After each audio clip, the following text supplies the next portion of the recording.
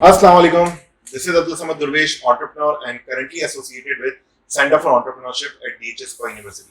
So basically आज हम एक सीरीज का आगाज करने वाले हैं जिसका नाम है Entrepreneur Talk, जिसकी आज ये एपिसोड 1 है. So basically इस सीरीज का जो मकसद है वो ये है कि हमारे जितने भी DHS यूनिवर्सिटी के जो स्टार्टअप्स हैं, जो एंटरप्रेन्योर्स हैं, जो कि अपनी लाइफ की तरफ हसल करें, जो एंटरप्रेन्योर जर्नी को अपनी लेके चल रहे हैं, उनके साथ हम बातचीत करें, उनसे हम चिट चैट करें, गुफ्तगू करें, उनकी ओवरऑल एक्सपीरियंस के बारे में जाने कि कैसा उनका एक्सपीरियंस रहा है. तो आज जो कंपनी जो हमारे साथ यहाँ बैठी हुई, जो स्टार्टअप हमारे साथ यहाँ बैठा है, इसका नाम है साइन इलेक्ट्रिक. बेसिकली इसके 3 को फाउंडर थे, जिसमें से एक उनका को फाउंडर बाहर अब्रॉड पढ़ने गया हुआ है, लेकिन वो वहीं से सारी चीजें हैंडल कर रहा होता है. लेकिन पाकिस्तान में जो हमारे इसके 2 को फाउंडर हैं, जिसमें से एक का नाम है दानियल मजहर और एक का नाम है Sumairullah Khan. So I give you guys a warm welcome on this entrepreneur talk series. So सबसे पहले मैं सुमैर आपसे चाहूंगा कि आप थोड़ा सा बल्कि आप दोनों से चाहूंगा कि आप थोड़ा सा अपना ब्रीफ इंट्रोडक्शन दें हमारी ऑडियंस को कि आपने कहाँ से एजुकेशन करी और किस तरीके से आप आगे बढ़े. अच्छा, मैंने इलेक्ट्रिकल इंजीनियरिंग में ग्रेजुएशन करी है DHS यूनिवर्सिटी से. मेरी स्पेशलाइजेशन जो थी वो इलेक्ट्रॉनिक्स के अंदर थी. अच्छा, ड्यूरिंग यूनिवर्सिटी लाइफ मेरी कुछ अचीवमेंट्स हैं, मेरी और दानियल की भी, क्योंकि हम दोनों FIP पार्टनर्स भी थे. तो हमारा जो FIP था वो HEC R&D फंडेड प्रोजेक्ट था हमारा. उसके बाद हमने उसी के ऊपर रिसर्च पब्लिकेशन भी की. फर्दर मोर जब ग्रेजुएट हो जाता बंदा तो ऑब्वियस है वो जॉब की तरफ जाता है, जॉब ढूंढता है. तो इसी तरह मैं जॉब की तरफ वो आप परस्यू करना स्टार्ट करा. रिन्यूएबल सेक्टर के अंदर मुझे जॉब मिली ऑपरेशन साइड के ऊपर, जिसके अंदर मेरी जो जॉब नेचर थी, जो JD थी मेरी, वो साइट सर्वे करना, फिजिबिलिटी रिपोर्ट्स बनाना और चीज़ों का हैंडलिंग करना. अच्छा, वो 1 साल के बाद फिर मैंने अपने फादर के बिजनेस को टेक ओवर करा, बिजनेस साइड समझने के लिए, ये बिजनेस को कैटर किस तरह किया जाता है, रिस्क मैनेजमेंट कैसे होती है, प्रॉफिट एंड लॉस किस तरह आप कैलकुलेट करते हो, आप किस तरह अपने बिजनेस को इन्हांस कर सकते हो और कहाँ कहाँ पे आप लैग कर रहे हो उसके बारे में पता चले. तो बस ये मेरा मतलब ये पास्ट एक्सपीरियंस जो मेरा गुजरा वो इस चीज़ों पे इस तरफ था. ओके, सबसे पहले समझ भाई आपका बहुत बहुत शुक्रिया कि आपने हमें मदद किया यहाँ पे और हमें मौका दिया बोलने का हमारे वेंचर के हवाले से. मैं DHS का ही एलुमनाई हूँ.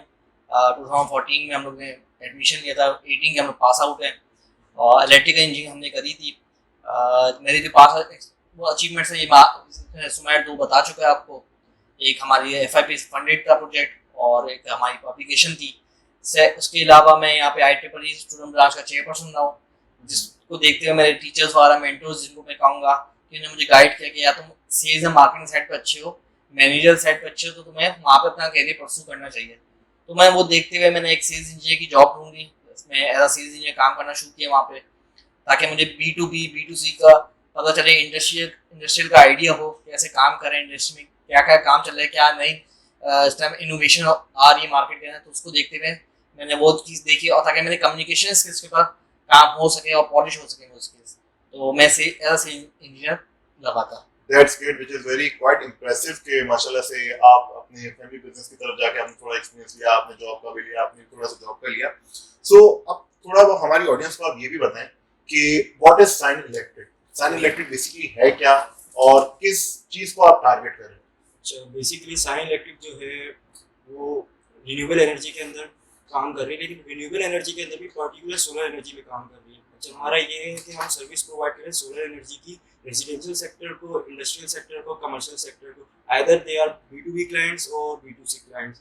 अच्छा, हमारी जो सर्विसेज हैं इसके अंदर वो है एफिशिएंट सोलर एनर्जी सॉल्यूशन, जिसके अंदर 3 सर्विसेज आती हैं हमारी लाई करती है. एक हाइब्रिड सोलर सॉल्यूशन है, एक ऑन ग्रिड सोलर सॉल्यूशन है, एक ऑफ ग्रिड सोलर सॉल्यूशन है. इसके बाद हमारी एक सोलर मेंटेनेंस की सर्विसेज है, तीसरी हमारी सर्विस है अपना सोलर कैमरास, फोर्थ हमारी सोलर लाइट्स है, and fifth one is 3D printing and other services जो हमारी हैं अर्थिंग एंड लाइटनिंग प्रोटेक्शन के हवाले से और एक फायर अलार्म मेंटेनेंस के हवाले से. ये हमारी कुछ सर्विसेज हैं जो हम प्रोवाइड कर रहे हैं, लेकिन हमारा पूर्ण फोकस जो है वो सोलर सर्विसेज के रिगार्डिंग है, क्योंकि इन पाकिस्तान जो आपको मिलता है वो सोलर की आपके पास बहुत इनरिच पोटेंशियल में मौजूद है इस वक्त. सो ये दैट्स क्वाइट इंप्रेसिव कि मतलब आप लोग बेसिकली इतने सारे एरियाज के अंदर आप लोग काम कर रहे हैं और काफी सारी चीजों को आप लोग लेके चल रहे हैं. सो एक ओवरऑल इसके बारे में अगर हम बात करें, जैसे फॉर एग्जांपल कि ये आइडिया आप लोग को आया कहाँ से, ठीक है, व्हाट मतलब कहाँ से आपने इस चीज की इंस्पिरेशन ली कि नहीं यार फैमिली बिजनेस एक जगह, जॉब एक जगह, उन सबको छोड़ के हम अपने स्टार्टअप की तरफ आते. तो वो कहाँ से आइडिया आया था और इंस्पिरेशन क्या था. समझ भाई वो जैसे पता हम दोनों यंगस्टर्स है, आजकल यंगस्टर्स को सारा आते ही कहाँ से, चाय के ढाबे से ही आते हैं आइडिया वगैरह. वहाँ बैठे हुए इनकम लगा रहे हो, कितनी इनकम आ रही है, ये कर लेते हैं वो कर लेते हैं. तो वहीं पे बैठे हुए थे कि अचानक से लाइट चली गई. और ये बात है कोविड के दिनों में जब लॉकडाउन वगैरह चल रहा था और आपको पता है कि क्राइसिस हर जगह आए हुए थे, तो हमने सोचा कि यार कोई एक आइडिया था शुरू से ग्रेजुएशन के टाइम से, क्या है कि कोई अपना बिजनेस करना, कुछ करना है हमने। तो क्योंकि एक हदीस भी आपको पता है कि यार जॉब जो तिजारत का 9 हिस्से एक उसके बराबर होते हैं, तो वो देखते हुए हमने सोचा नहीं यार हमने करना है कि यार हमारे उससे वेंचर से बाकी लोगों को फायदा हो। तो वो हमने बैठे हुए थे कि एकदम से लाइट चली गई, तो और उससे थोड़े दिनों पहले मेरा कज़न था, मुझे बोल रहा था यार कि सोलर सॉल्यूशन करनी है कि तुम मेरे पास आ जाना, काम हेल्प कर देना। चलो आ जाऊंगा, कोई इशू नहीं है। तो उसको फिर मैंने सुमैया से आइडिया डिस्कस किया, और वो हमारा जो थर्ड पार्टनर था उबैद, वो भी वहीं बैठा हुआ था। तो हमने उसको एक आइडिया को हमने जैसे कहते परसू किया, हमने सोचा नहीं यार इसके ऊपर काम करना चाहिए, फिर हमने इसको शुरू किया इस लिहाज से। तो बेसिकली आप लोगों ने ग्रेजुएशन होने के बाद इसके ऊपर इस तरह एक वही जैसे नॉर्मल होता है कि सब चाय के होटल पे बैठ के गपशप कर रहे होते हैं कि यार ये बिजनेस करते हैं, वो बिजनेस करते हैं, और फिर आपने इस तरह से इनिशिएट करा। तो बेसिकली उसके अंदर होता ये कि क्योंकि मैं भी काफी फ्री कन्वर्सेशन अक्सर अपने दोस्तों के साथ बैठ के कर रहा होता हूँ, तो आइडियाज बहुत सारे आते हैं, बहुत सारी चीजें हम डिस्कस कर रहे होते हैं, बहुत सारी, लेकिन वो कभी इम्प्लीमेंट बहुत कम है, 95% 96% चीजें इम्प्लीमेंट नहीं कर पाते। लेकिन आप लोगों ने माशाल्लाह से इम्प्लीमेंट करा, तो आइडिया तक तो ठीक था, लेकिन फिर आप लोगों ने इम्प्लीमेंट करने के लिए what was your first step, पहला इनिशिएट किस तरीके से करा? इसके लिए ये है कि ऑब्वियस है आपको थोड़ा बैकग्राउंड नॉलेज होती है तो आप ऑब्वियस चीज़ों को रोड मैप कर सकते हो। तो रोड मैप ऑब्वियस मेरा एक बैकग्राउंड था, रिन्यूएबल एनर्जी फार्म के साथ मेरा एक एक्सपीरियंस गुजरा था, तो उस चीज़ ने मेरी काफ़ी चीज़ें आसान कर दी थी। तो हमने एक पूरा रोड मैप डिज़ाइन करा कि हमारा क्या क्या मेन इक्विपमेंट्स के ऊपर हमने पहले डिस्कशन करा, जैसे पैनल्स हो गए, इन्वर्टर्स हो गए, आपकी बैटरीज हो गई, और उसके अलावा केबल्स वगैरह हो गए, आपके ब्रेकर्स वगैरह हो गए। ये वो चीज़ें थी जो मेन जो चीज़ें इसके अंदर यूटिलाइजेशन थी, उसके ऊपर हमने डिस्कशन करा। फिर हमने उसको ब्रेक डाउन करा कि कौन कौन सी चीज़ किस किस मेंबर को लुक आफ्टर करनी है, कौन कौन से वेंडर्स को हमें टारगेट करना है। सबसे मेन चीज़ हमारा फोकस ये था कि पहले वेंडर्स फाइंड आउट करें कि पाकिस्तान में जो डिस्ट्रीब्यूटर्स, जो वेंडर्स जो काम कर रहे हैं, डायरेक्टली हम क्लाइंट से डायरेक्ट रहें, तो अपने रिटेलर्स के पास नहीं जाएँ, हम डायरेक्ट कंपनी जो इम्पोर्ट कर रही है इस वक्त करंटली, इनका नाम है, हम उनसे डायरेक्ट है, ताकि कभी भी कोई भी इशू आए तो कस्टमर सर्विसेज हमारी स्ट्रॉन्ग जोन में हो। तो ये कुछ हमारा वर्किंग फ्लो था जो हमने जिसको फोकस रखा अपने एरिया पर, और उसके स्टार्ट करना शुरू कर दिया इसके साथ। जैसे मैं ऐड करना चाहूँगा, जब हम लोग स्टार्ट करें तो हमने जॉब ड्यूटीज जो थी हमने डिफाइन करी। जैसे इसका ऑपरेशन साइड पे था तो हमने इसको ऑपरेशन की ड्यूटी असाइन कर दी कि तुमने ऑपरेशन वगैरह देखने, साइट विजिट हो गया, और अपना उसके अलावा जो टेक्निकल चीज़ें हैं वो सुमैया देख रहा था। मैं सेल्स एंड मार्केटिंग में मेरा एक्सपीरियंस था और मेरा बैकग्राउंड उस लिहाज से था, तो मैं वेंडर्स को डील कर रहा था, कोटेशन बनाना और अपना क्या कहता है क्लाइंट्स को देखना। जो उसी तरीके से हमारा थर्ड पार्टनर, उसकी अलग ड्यूटीज थी, तो उस तरह मिलकर हमने अपना एक रोड मैप बनाया, जॉब ड्यूटीज असाइन करी, तो फिर हमने उसके बाद वर्किंग शुरू करी हमने। सही था, सही। तो जब आप लोगों ने जब आप लोगों ने मार्केट एनालिसिस करा, जब सारी चीज़ों की आप लोगों ने वर्किंग आउट करी, तो I'm sure आप लोगों को ये पता चला होगा और भी बहुत सारे लोग हैं जो इस पर्टिकुलर साइट की तरफ, इस एरिया, इस सोल्यूशन की तरफ काम कर रहे हैं।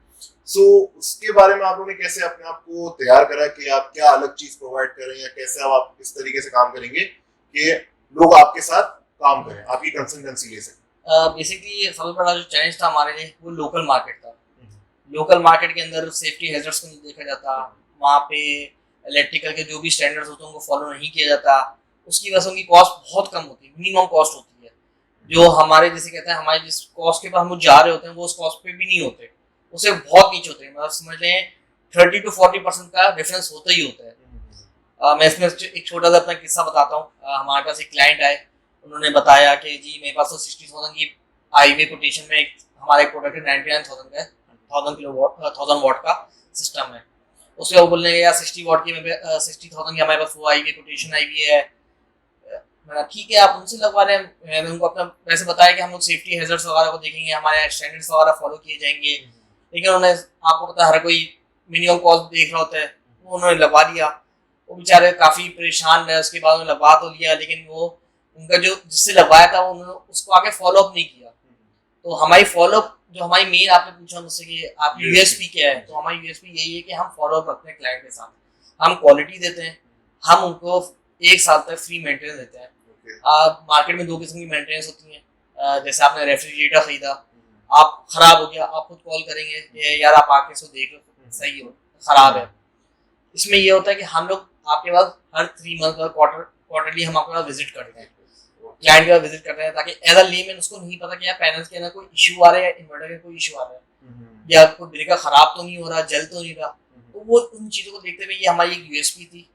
तो हमने ये इस हमारे लिहाज से ये यूएसपी हमारी बहुत इंपॉर्टेंट है, जो हम सोलर मेंटेनेंस देते हैं। Okay okay. सो आप लोग ने आइडिया भी डिस्कस कर लिया, फिर आप पूरी प्लानिंग हो गई, आप 3 लोग एक साथ मिलकर ही काम कर रहे थे। पहला एक्सपीरियंस आप लोगों का कैसा, वो मोमेंट आप लोग को आई एम श्योर जरूर याद होगा जब आप लोग की आप लोगों ने पहले अपनी कंसल्टेंसी प्रोवाइड करी, पहला सॉल्यूशन जो आपका पहला क्लाइंट होगा वो जब आप लोग का बना था, तो उस वक्त आप लोग की क्या इमोशंस थे, ये कैसी फीलिंग आ रही थी? अच्छा, तो समझ ये कुछ ऐसा था कि मोटिवेशन तो थी, लेकिन मोटिवेशन के साथ ना उसी वक्त हम लोगों को कुछ क्यूरीज वगैरह आ गई थी। ऑब्वियसली जिस कंपनी के थ्रू हम इन्वर्टर्स वगैरह हम ले रहे थे, तो ऑब्वियस है कंपनी फ्लायर्स में कुछ लिखती है और अपने डॉक्यूमेंट्स वगैरह में कुछ और लिखती है। तो ये कुछ हर्डल्स थे जो उस वक्त हम फेस कर रहे थे, तो ऑब्वियस है वो जो एक मोटिवेशन एक आई थी वो एक जगह पे रुक गई अचानक से ना। अब वो जब रुकी ना तो खुद को यही समझाना था यार ठीक है, हर चीज़ अल्लाह पाक की तरफ से होती है, आप कुछ भी खुद से नहीं कर सकते, एफर्ट्स कर सकते हो। तो बस अल्लाह का शुक्र है कि उसको हमने कैटर करा और उसके बाद हमने दूसरे इन्वर्टर्स की तरफ मूव करे और उस क्लाइंट को वो काम करके दिया। तो ये था। उसके बाद तो हमें जो मोटिवेशन मिली ना वो ये थी कि यार आप किसी भी चीज़ से ना आप हार नहीं मानो, यू कैन डू एनीथिंग और आप सब कुछ कर सकते हो, बस हार नहीं मानो, एफर्ट्स करते रहो। हो सकता है आपके लिए वो वक्त अच्छा ना हो, लेकिन कभी ना कभी आपको वक्त जो हमारा पहला क्लाइंट हमारी मीटिंग थी वो 14 अगस्त को ही मीटिंग थी। मुझे आज भी याद है 13 अगस्त को इसको शाम में फोन आया था कि आपने आना है। तो आपको पता है 14 अगस्त से हर किसी का एक दिल होता है पाकिस्तान का यार दिन मनाया जाए, लेकिन हमने उसको देखते वो भी किया और साथ में हमने अपने बिजनेस को देखा कि यार नहीं यार ऑफ है कोई मसली बात नहीं, लेकिन काम करना है। तो हम लोग मीटिंग करने गए उसके पास। ओके ये था। सही है। सो जब आप लोगों ने बिजनेस स्टार्ट करा तो पहले डिस्कशन वगैरह आप लोग की फैमिली के साथ हुआ था या आप सब दोस्तों ने ही मिलके पहले डिसाइड करा फिर इनिशिएट करा फिर फैमिली की तरफ आए?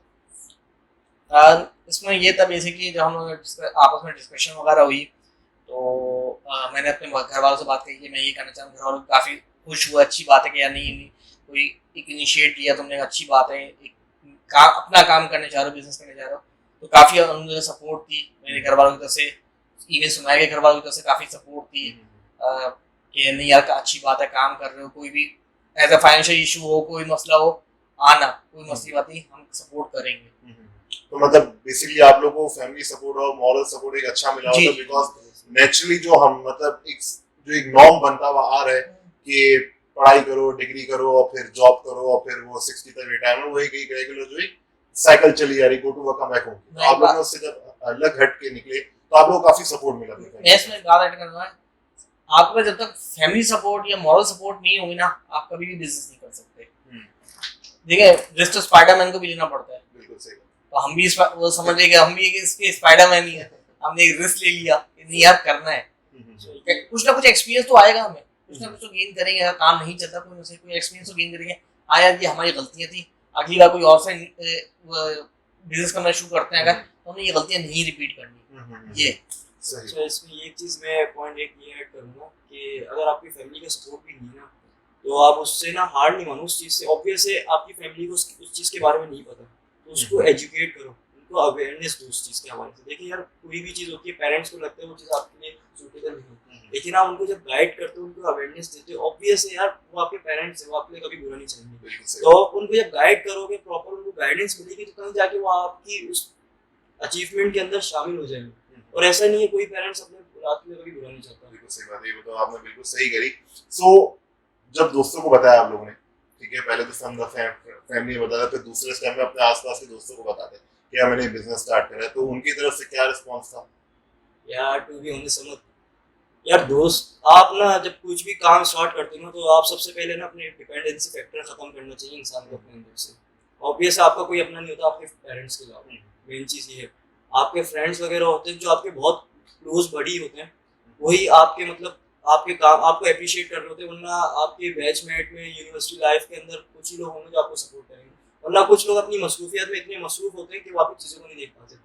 हमें अपने फ्रेंड जोन से तो बहुत कुछ मिला, लेकिन हमें बाहर से बहुत सारे लोगों ने बहुत ज़्यादा सपोर्ट दी, जो हमारे लिए मेन मोरल सपोर्ट भी थी। इनफैक्ट हमारे टीचर्स वगैरह ने भी बहुत सपोर्ट करी। मैं इधर एक दो टीचर्स का नाम मेंशन करना चाहूँगा। सर इम्तियाज़ थे हमारे, एक उन्होंने बहुत सपोर्ट करा, और एक हमारे डॉक्टर सभी थे बात उनकी एक बात अच्छी थी, यार कुछ करो, यू कैन डू एवरीथिंग, कुछ करना है, हमें कुछ करना चाहिए इंसान को। तो ये चीज थी। सही। तो अभी अगर मैं आप लोग की पूरी ओवरऑल जर्नी के हवाले से अगर मैं बात करूं, ठीक है, पूरी ओवरऑल जर्नी को डिस्कस करूं, तो उसमें एक सबसे ऐसा पॉइंट कभी आप लोग को मिला था, कोई आया था ऐसा पॉइंट कि जिसमें आप लोगों ने बोला हो कि यार अब नहीं होगा, मतलब कि यार बस छोड़ दो, क्विट करने के आप लोगों को कुछ ऐसा कभी फेज आया था या नहीं आया था? बिकॉज नेचुरली मैंने कुछ लोगों के साथ देखे कि ऐसा आता है, obviously it's an entrepreneurial journey, तो बिल्कुल एक सीधी लाइन तो होती नहीं, अप्स एंड डाउन्स तो आते हैं। तो ऐसा कोई पॉइंट आया था जिसमें आप लोगों ने बोला कि नहीं यार? हाँ, बीच में आया था, जैसे हमारा बिल्कुल क्लाइंट्स नहीं आए थे, रेफरल क्लाइंट भी नहीं थे, और जितना भी हमारा चीज़ें थी, मतलब जितनी हम लोग की सोर्सेज थी हमने यूज़ कर सकते थे, उसके अलावा कुछ भी नहीं था। क्योंकि मैंने आपको जैसे बताया, लोकल मार्केट, सोलर की मार्केट बहुत कॉम्पिटिटिव है, और इतनी सेचुरेटेड मार्केट है कि यहाँ पे इवन बीकॉम वाले लोग भी कर रहे होते हैं लोकल मार्केट में। उनको नहीं पता, बस उन्होंने सोलर उठाया, लगाया, आपस में काम करते हैं, उनको ये नहीं पता काम कैसे कर रहे हैं, उनको उसके पीछे उसकी थ्योरी नहीं पता, टेक्निकलिटीज नहीं पता उनको। तो हमारे पास भी बीच में ऐसा फेज आया था कि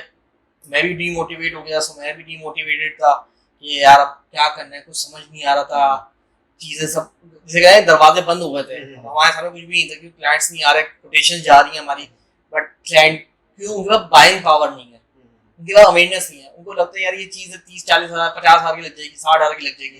एक एग्जाम्पल दे रहा हूँ। तो ये हमारे सबसे बड़ा जो फैक्टर था, ये हमारे जो डीमोटिवेशन का था, यही था। फिर उससे आप लोग बाहर कैसे हैं? अच्छा, इसमें समझ ये है कि यार देखो, आप किसी भी चीज़ से बाहर तो आ सकते हो इजीली, लेकिन वो है कि आप सबसे पहले ना, हम लोग क्या होता है, हम चीज़ों के ऊपर सर्च करने के, लोगों से मशवरे लेने चले जाते हैं। सबसे मेन काम जो है इंसान का जो होना चाहिए यार, सबसे पहले अल्लाह ताला से अपना रिश्ता मजबूत करना। सबसे मेन चीज़ है, मेन जगह ही वही, आप अल्लाह ताला से मांगो, वो मिलता है। अच्छा, ये होता है कि आप 3 पार्टनर्स की लॉबी है आपकी, और 4 पार्टनर्स हो या 2 पार्टनर्स हो, लेकिन होता है कि अगर 3 में से कोई एक डीमोटिवेट है ना, 2 मोटिवेट कर देता है। ऐसे ही होता है अक्सर, अगर दानियल डीमोटिवेट होता तो मैं मोटिवेट कर देता, या तीसरा पार्टनर, तो आपस में एक मोटिवेशन रखी। किसी एंड पे भी ये हमने डिसाइड करा था, काम को एंड नहीं करना किसी तरीके से।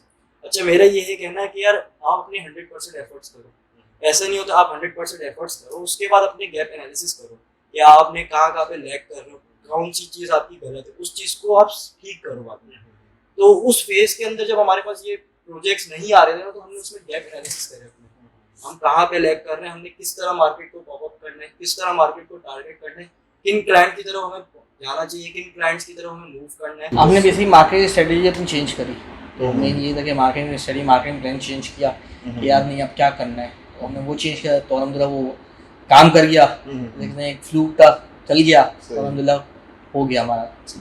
तो मार्केटिंग की आपने बात करी, तो इस वाले से मैं आपसे एक चीज़ पूछना चाहूँगा कि आज जो पहले के ज़माने में जो मार्केटिंग के जो तौर तरीके थे, जो डिफरेंट मोड्स और मीडियम इस्तेमाल करते थे, अब काफ़ी डिफरेंट ज़माना आ गया, इन्फॉर्मेशन एज के ज़माने में हम रह रहे हैं। तो आप लोग का बेसिकली एक जो पुराना तरीका था मार्केटिंग का, उसके ऊपर फोकस करते हैं, या आप लोग जो एक न्यू एज है, जो न्यू टर्म्स है, उस तरीके से मार्केटिंग का? देखिए, मिक्स एंड मैच चलता है।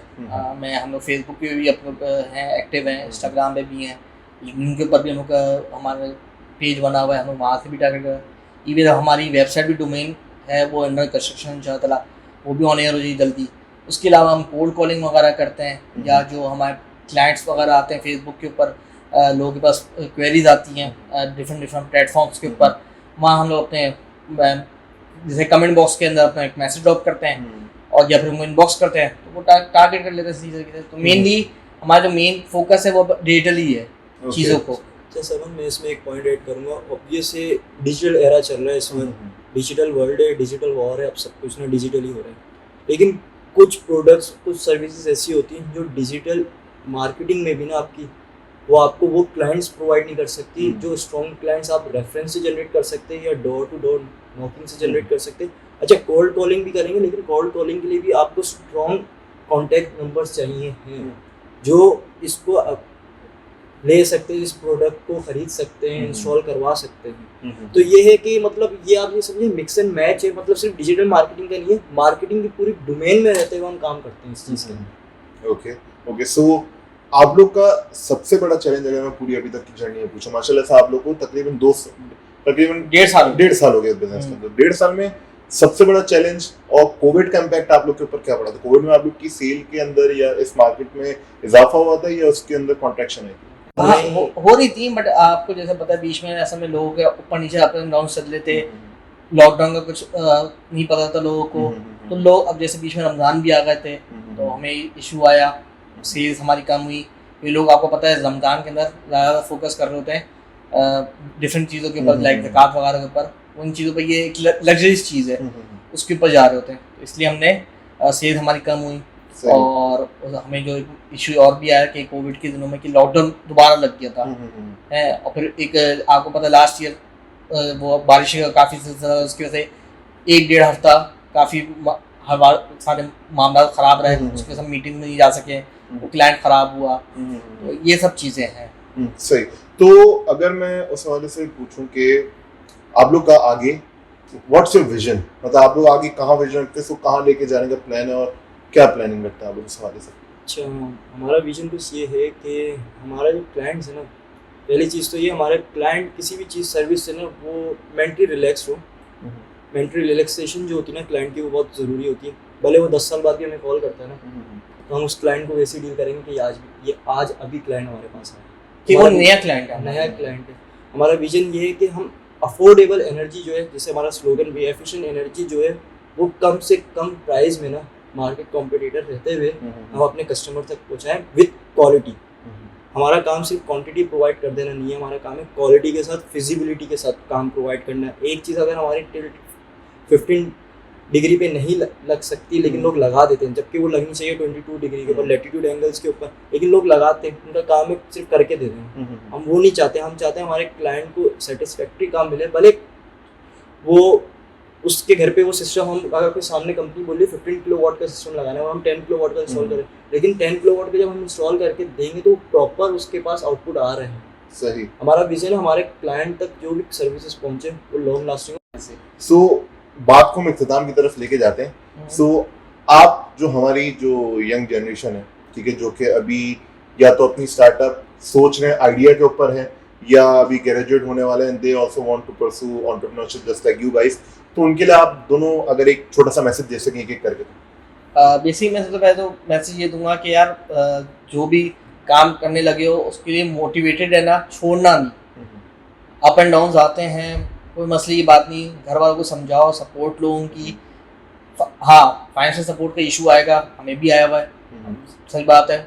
बहुत सी जगहों पे स्टॉक का इशू आता है, हमारे पास स्टॉक्स नहीं होता अवेलेबल, क्लाइंट चला जाता है, लेकिन डीमोटिवेट नहीं होना, मोटिवेशन रखना, यानी यार इस काम के अंदर पोटेंशियल है, मैंने निकालना है।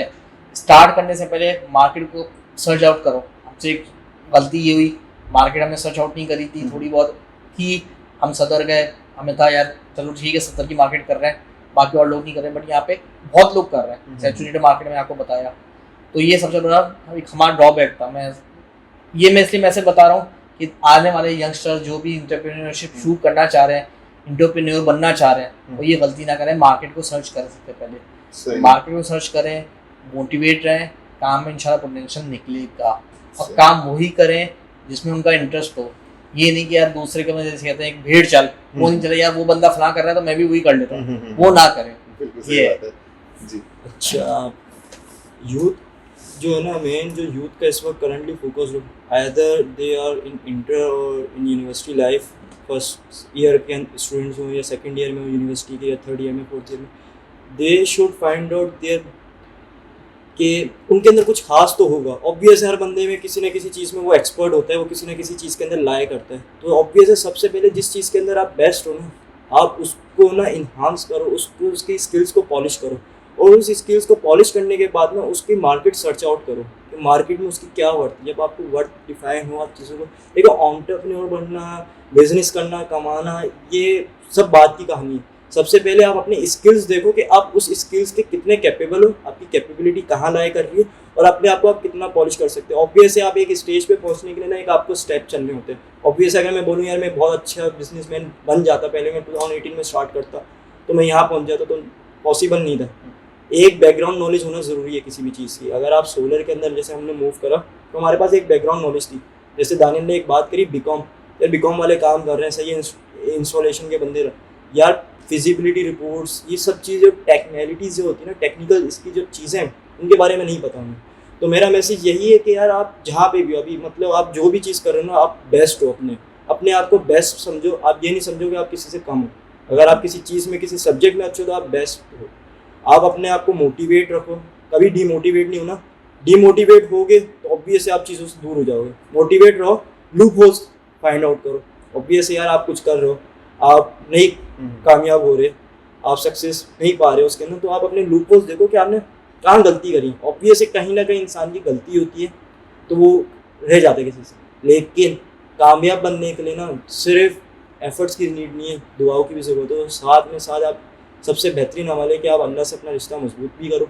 अल्लाह से रिश्ता मजबूत करने के साथ साथ यार आप जो भी कमाओ अल्लाह के रास्ते में भी खर्च करो। सदका जो है ना आपके लिए मेन चीज़ है। हम बहुत सारी चीज़ों में हम फंस जाते हैं, लेकिन अल्लाह पाक का ये शुक्र है कि साइन इलेक्ट्रिक इस वक्त भी अगर कुछ है तो वो सिर्फ अल्लाह पाक की ज़ात की वजह से, वरना हम इंसानों की या आपकी हम में से किसी की वो बात नहीं है कि हम कुछ कर सकें।